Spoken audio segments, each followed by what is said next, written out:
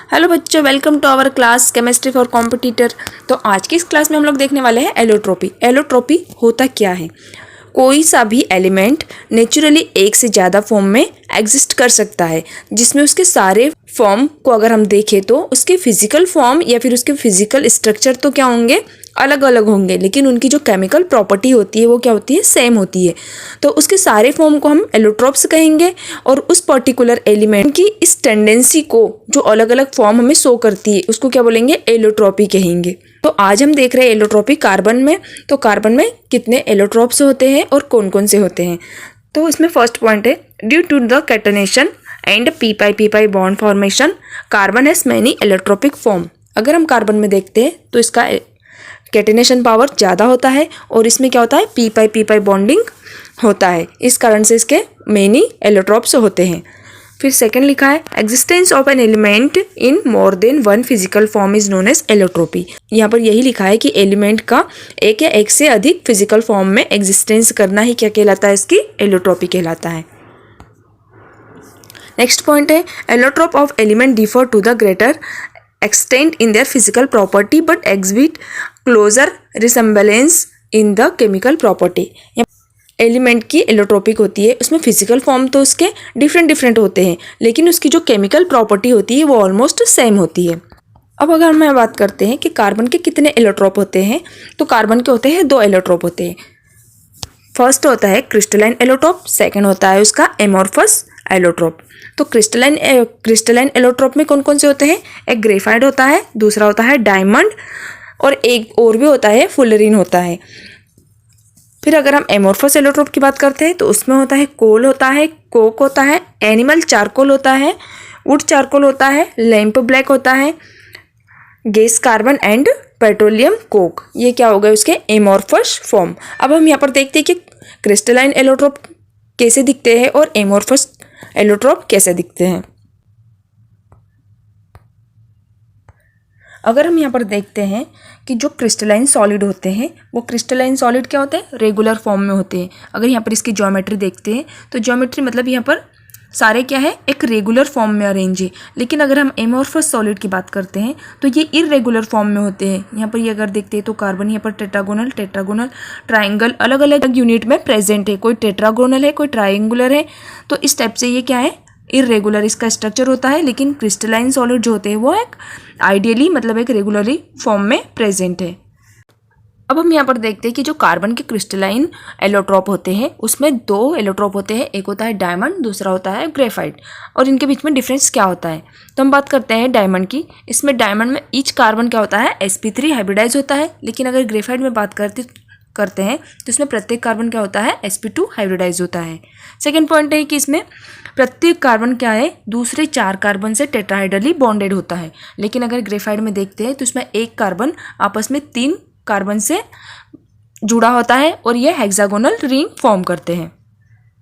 फिर third point आता है इसका, इट हैज़ 3D स्ट्रक्चर। अगर इसका स्ट्रक्चर हम देखते हैं तो इसका स्ट्रक्चर होता है 3D, लेकिन अगर ग्रेफाइट की बात करते हैं तो उसमें स्ट्रक्चर होता है 2D। नेक्स्ट पॉइंट आता है कि डायमंड में 2 कार्बन के बीच की जो बॉन्ड लेंथ होती है वो होती है 1.5 एंगस्ट्रॉम और इनके बीच की जो बॉन्ड एंगल होता है वो होता है 109 डिग्री। फिर बात करते हैं ग्रेफाइट की, तो ग्रेफाइट में 2 कार्बन एटम के बीच की बॉन्ड लेंथ होती है वो है 1.42 एंगस्ट्रॉम और इसके बीच का जो बॉन्ड एंगल होता है वो होता है 120 डिग्री। फिर बात करते हैं नेक्स्ट पॉइंट की, तो इसमें क्या होता है कि जो कार्बन एटम होता है वो आपस में स्ट्रॉन्ग कोवेलेंट बॉन्ड के द्वारा बॉन्डेड होता है। लेकिन अगर हम ग्रेफाइट की बात करते हैं तो इसमें ग्रेफाइट में लेयर स्ट्रक्चर होता है और लेयर स्ट्रक्चर होने के कारण इसमें जो एडजेसेंट लेयर होती है उनके बीच की डिस्टेंस होती है 3.35 एंगस्ट्रॉम और ये आपस में वीक वंडरवाल फोर्स के द्वारा बाउंडेड होती है और इसमें वीक वंडरवाल फोर्स होते हैं जिसके कारण से ये क्या होती है, इजीली ब्रेक हो जाती है। नेक्स्ट पॉइंट आता है कि डायमंड क्या होता है, वेरी हार्ड होता है, लेकिन ग्रेफाइट सॉफ्ट होते हैं। डायमंड की डेंसिटी होती है 3.5 ग्राम पर cc, लेकिन ग्रेफाइट की डेंसिटी होती है 2.2 ग्राम पर cc। फिर देखते हैं कि डायमंड क्या करता है, एक इंसुलेटर की तरह एक्ट करता है क्योंकि इसमें फ्री इलेक्ट्रॉन एब्सेंस होते हैं, मतलब इसमें कोई भी इलेक्ट्रॉन अवेलेबल नहीं होता है। अगर हम यहाँ देखें तो डायमंड में एक कार्बन क्या होता है, 4 डिफरेंट कार्बन से अटैच होता है। इसके पास कोई भी फ्री इलेक्ट्रॉन नहीं होता है, इस कारण से एक बैड इलेक्ट्रिक कंडक्टर की तरह एक्ट करता है। लेकिन अगर हम ग्रेफाइट की बात करते हैं तो इसमें ग्रेफाइट में एक कार्बन आपस में 3 डिफरेंट कार्बन से अटैच होता है, जिसके कारण इसके पास एक इलेक्ट्रॉन फ्री रहता है और इसी फ्री इलेक्ट्रॉन के कारण वह एक इलेक्ट्रिसिटी का गुड कंडक्टर होता है। नेक्स्ट पॉइंट क्या है, it is a transparent to light and x-ray. यह लाइट और एक्सरे के ट्रांसपेरेंट होता है और इसका रिफ्रैक्टिव इंडेक्स अगर हम देखते हैं तो इसका रिफ्रैक्टिव इंडेक्स होता है 2.45। लेकिन अगर हम ग्रेफाइट की बात करते हैं तो ग्रेफाइट का स्ट्रक्चर लेयर होता है। लेयर्स कैसी होती है, स्लिपरी होती है और ये ग्रीसी टाइप की होती है। तो ये था डायमंड एंड ग्रेफाइट में डिफरेंस। नेक्स्ट पॉइंट देखते हैं। नेक्स्ट पॉइंट है the weight of diamond is express in carat. Diamond के वेट को हम कैरेट के फॉर्म में एक्सप्रेस करते हैं। एक कैरेट होता है 0.2 gram is equal to 200 milligram. फिर डायमंड क्या होता है, कोई भी सॉल्वेंट हो उसमें इनसॉल्यूबल होता है। नेक्स्ट पॉइंट आता है कि जो डायमंड का मेल्टिंग पॉइंट होता है वो होता है 4200 केल्विन और यह स्टेबल होता है 1500 डिग्री सेल्सियस पर यह स्टेबल होता है। लेकिन अगर हम उसको 1800 टू 2000 डिग्री सेंटीग्रेड पर रखते हैं तो ये किसमें, ग्रेफाइट में कन्वर्ट हो जाता है।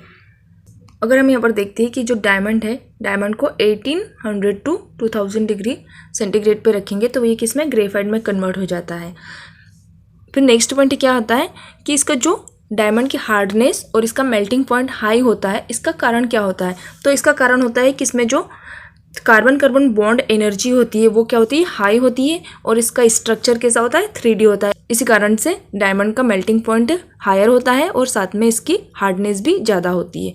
फिर डायमंड के यूज़, डायमंड के कौन कौन से यूज़ होते हैं, तो इसका फर्स्ट यूज़ है कि इसका यूज़ हम करते हैं ज्वेलरी में एज अ प्रीशियस स्टोन के रूप में इसका यूज़ किया जाता है।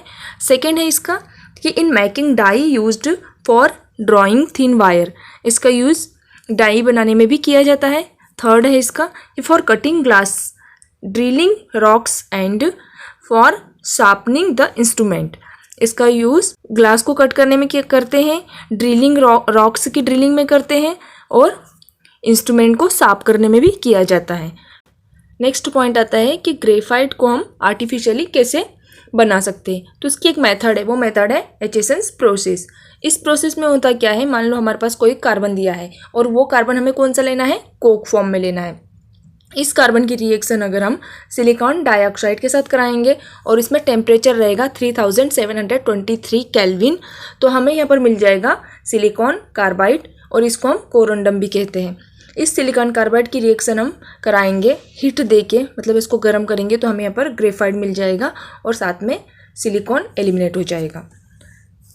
इस टाइप से बना हुआ ग्रेफाइट क्या होता है, the graphite is thermodynamically more stable then diamond, और ये ग्रेफाइट कैसा होता है, डायमंड से बहुत ज़्यादा थर्मोडाइनेमिकली स्टेबल होता है।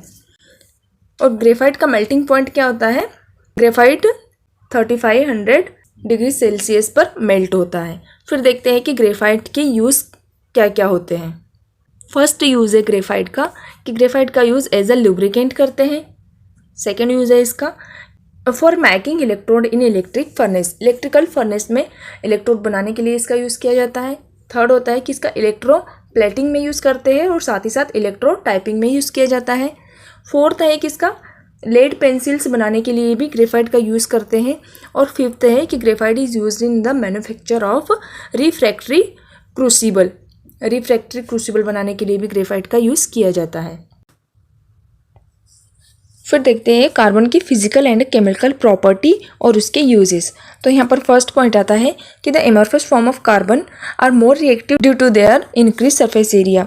इंक्रीज सरफेस एरिया के कारण कार्बन का जो एमॉर्फस फॉर्म होता है वो मोर रिएक्टिव होता है। सेकेंड आता है कि carbon burn in air give carbon dioxide, अगर हम कार्बन को एयर में बर्न करेंगे तो हमें कार्बन डाइऑक्साइड मिल जाएगा। फिर अगर कार्बन की रिएक्शन सल्फर के साथ करेंगे in the presence of electric furnace तो यहाँ पर कार्बन सल्फाइड्स मिल जाएंगे।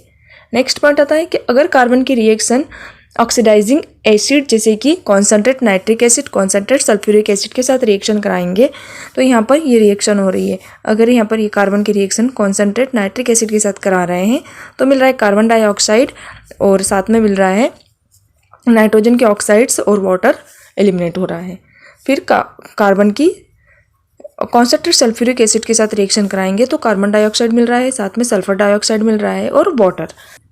फिर नेक्स्ट पॉइंट आता है कि अगर कार्बन की रिएक्शन हम डाइल्यूट HCl और डाइल्यूट सल्फ्यूरिक एसिड के साथ रिएक्शन कराएंगे तो इसकी कोई भी रिएक्शन नहीं होगी।